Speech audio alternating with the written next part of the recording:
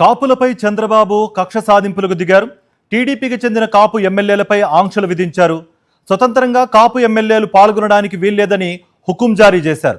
కాపు ఉద్యమ నేత ముద్రగడ సంస్కరణ సభకు బోండా ఉమా హాజరైనందుకు మొత్తం కాపు నేతలపై ఆంక్షలు విధించారు చంద్రబాబు.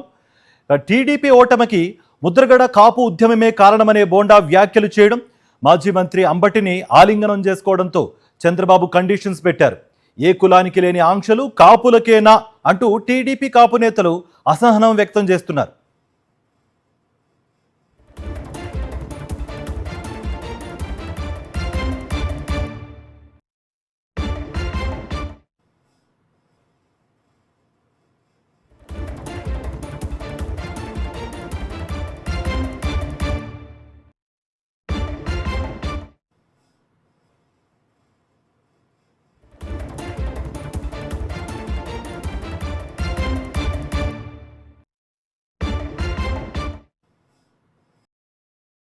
మరిన్ని అప్డేట్స్ కోసం ఛానల్ ను సబ్స్క్రైబ్ చేయండి. నోటిఫికేషన్స్ కోసం బెల్ ఐకాన్ పై క్లిక్ చేయండి.